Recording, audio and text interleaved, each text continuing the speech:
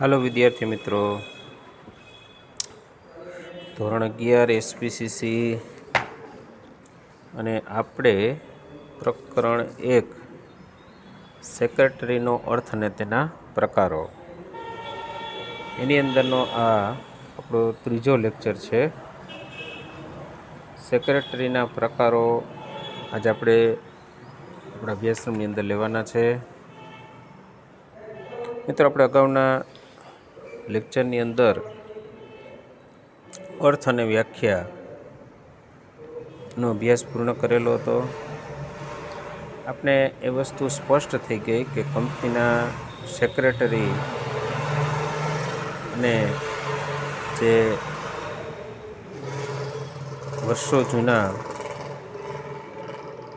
મંત્રીઓની જે વાત હતી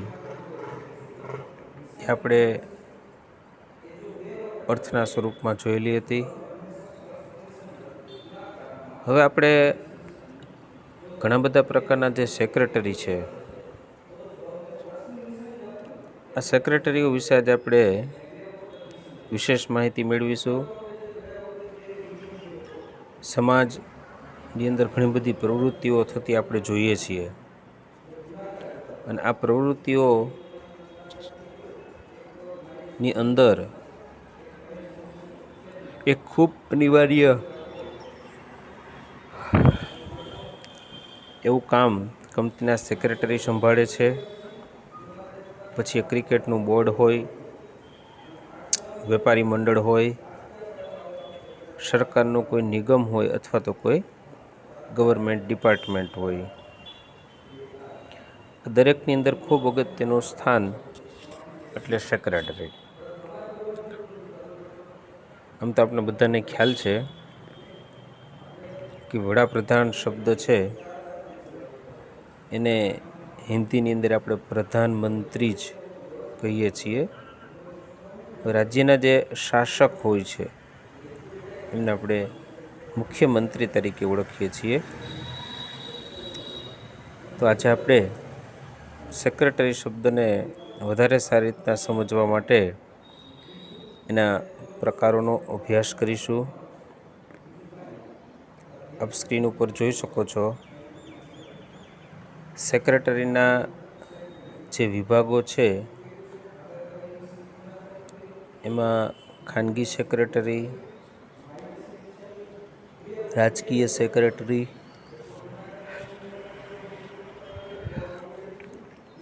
કંપનીના સેક્રેટરી. વિદ્યાર્થી મિત્રો, આ કંપનીના જે સેક્રેટરી છે એના પ્રકારો આપણે ખૂબ અગત્યના રહેશે. ત્યાર પછી આવે છે રાજદૂત, ત્યાર પછી આવે છે વિભાગીય સેક્રેટરી અને મંડળના સેક્રેટરી. તો આપણે જે ચાર્ટ જોયો છે એ ચાર્ટ મુજબ જો આપણે આગળ શીખીએ તો સૌથી પહેલો મુદ્દો આવે છે એ છે ખાનગી સેક્રેટરી. સેક્રેટરીના પ્રકારોનો પહેલો પોઈન્ટ આપણે જોઈએ છીએ ખાનગી સેક્રેટરી. હવે ખાનગી સેક્રેટરી છે એને એક બીજા નામથી પણ ઓળખવામાં આવે છે, અને એ છે PA, જેનું પૂરું નામ છે પર્સનલ આસિસ્ટન્ટ. બરાબર, શુદ્ધ ગુજરાતીમાં આપણે એને જોવું હોય તો એને આપણે અંગત સચિવ, PA મીન્સ પર્સનલ આસિસ્ટન્ટ, અને એને આપણે યાદ રાખીએ અંગત સચિવ તરીકે. હવે આ સચિવની કામગીરી શું છે? તો કે સચિવની કામગીરી એ છે કે જે કંપનીના અથવા તો જેના વતી પોતે સેક્રેટરી રહેલા હોય એમના ઘણા બધા વ્યવહારો સંભાળતા હોય છે, જેમ કે અન્ય વ્યક્તિઓ સાથે ટેલિફોનિક વાતચીત સંભાળવી, પત્ર વ્યવહાર કરવો, એમની જે દૈનિક કામગીરી હોય એમનો કાર્યક્રમ ગોઠવવો, એમનો મુલાકાત અંગેનો કાર્યક્રમ ગોઠવવો, જે કાર્યક્રમ નક્કી થયેલો હોય એ મુજબ એમના અધિકારીશ્રીને સમયસર યાદ પણ અપાવતું રહેવું. આપણે એ પણ જાણવું જરૂરી છે કે આ પર્સનલ આસિસ્ટન્ટ મોટે ભાગે કોણ રાખતા હોય અથવા કોને આની જરૂરિયાત વધારે રહેતી હોય તો છે ફિલ્મ કલાકારો, કે જે પોતે વ્યસ્ત રહેતા હોય પણ એમની પાછળનું ઘણું બધું કામ છે એમના પીએ સંભાળતા હોય. ઉદ્યોગપતિઓ કે જેઓ સતત મીટિંગની અંદર અથવા તો પોતાના ઔદ્યોગિક કામકાજમાં વ્યસ્ત રહેતા હોય. મુખ્ય વહીવટીકર્તાઓ અથવા તો કોઈ ઉચ્ચ હોદ્દો ધરાવનાર અધિકારીઓ હોય, રાજકીય નેતા હોય અથવા તો વાણિજ્ય ક્ષેત્રનો કોઈ આગેવાન હોય, તો આ લોકોને પોતાનું કાર્ય સરળ બને અને કોઈ પણ કાર્ય અટવાઈ ન જાય એ હેતુથી એને પ્રાઇવેટ સેક્રેટરીની જરૂરિયાત રહેતી હોય છે.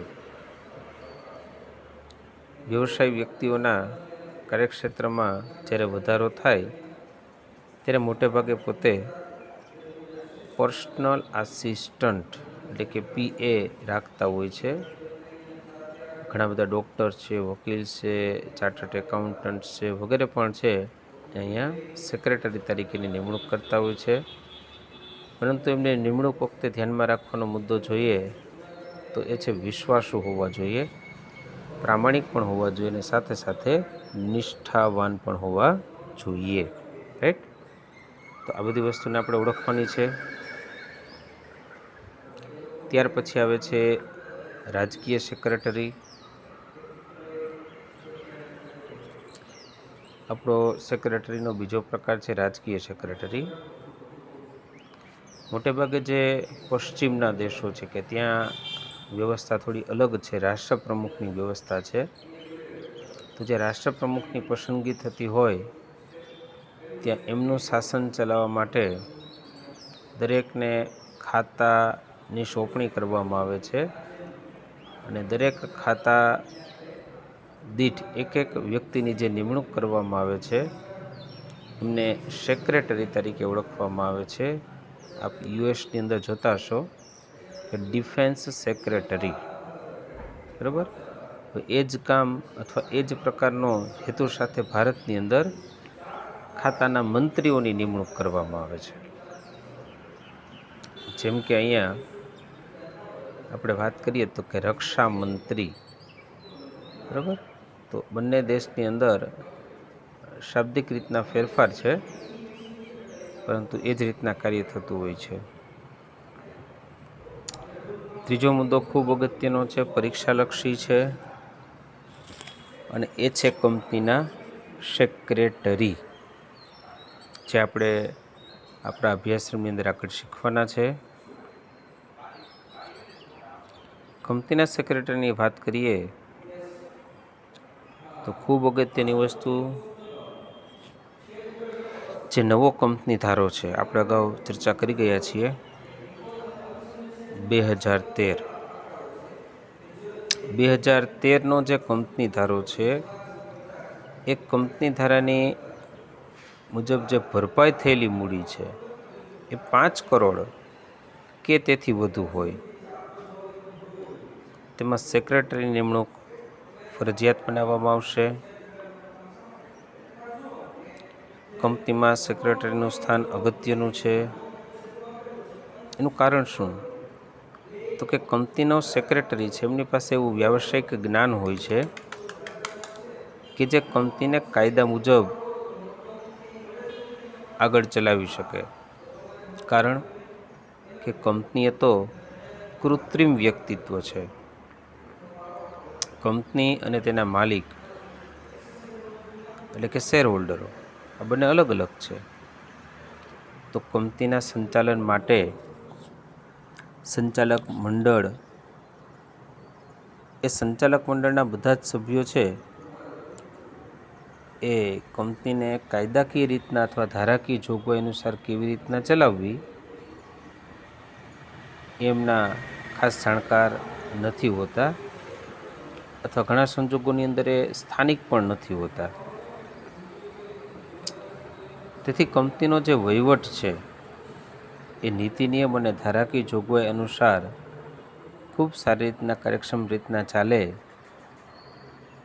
એ માટે સક્ષમ અધિકારીની નિમણૂક કરવામાં આવે છે,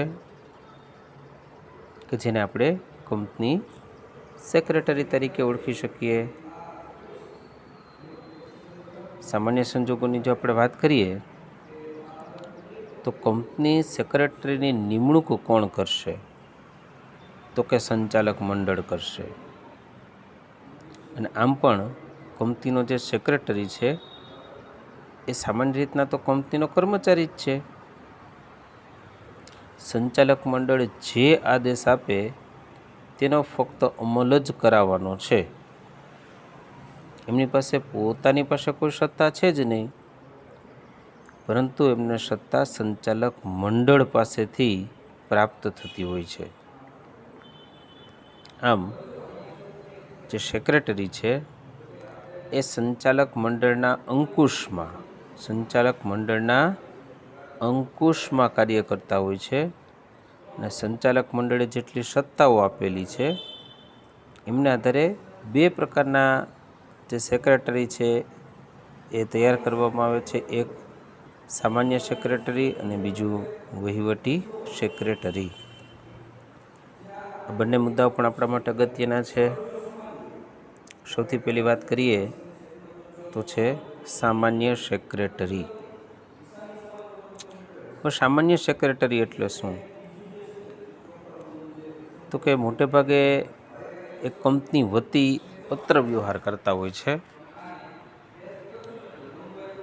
અથવા તો સંચાલકો જો કોઈ આદેશ આપે તો શેર અથવા ડિબેન્ચર બહાર પાડી અને મૂડી પ્રાપ્ત કરવાનું કાર્ય કરે, શેરની વહેંચણી કરે, જપ્તી કરે અને ફેરબદલી પણ કરે.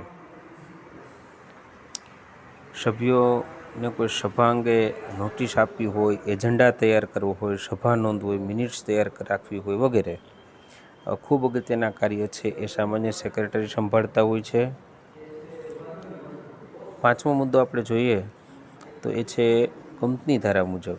કંપની ધારા મુજબ જરૂરી કોઈ પત્રક તૈયાર કરવાના હોય, કોઈ દસ્તાવેજ તૈયાર કરવાના હોય અથવા એમને સાચવવાના હોય અને કંપની રજિસ્ટ્રાર સમક્ષ એમને નોંધાવવાના હોય.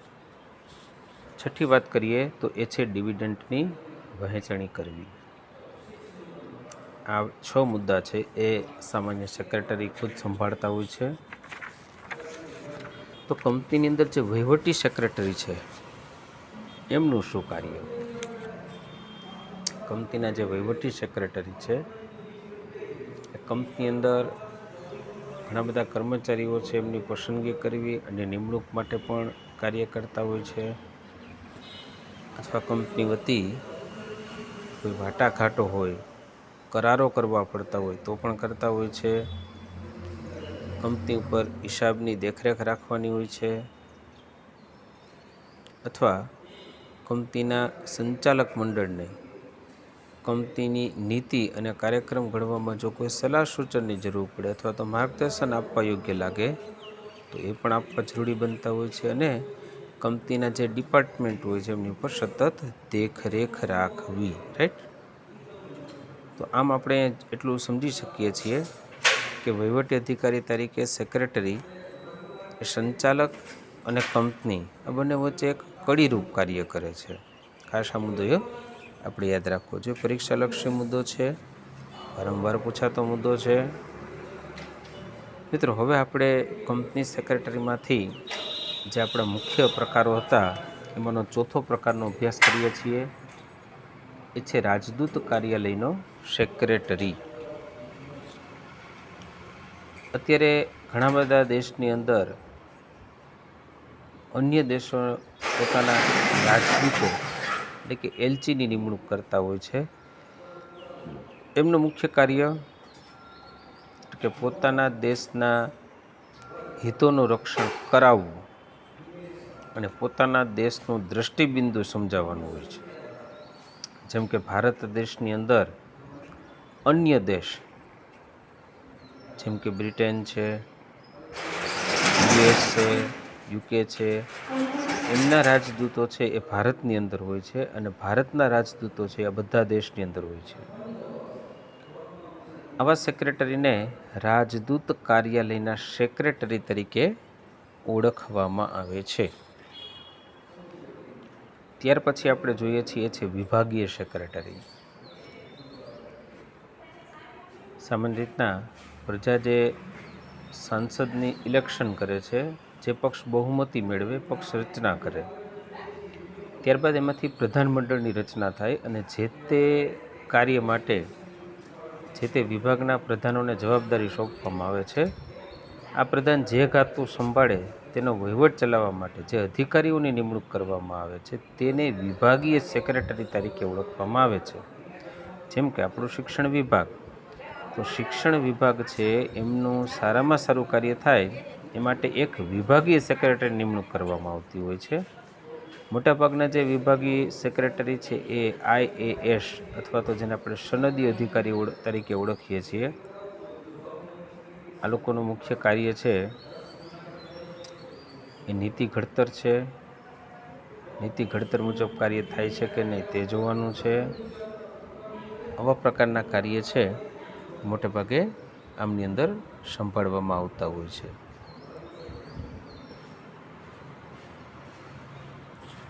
ત્યાર પછીની જો આપણે વાત કરીએ તો છે મંડળના સેક્રેટરી.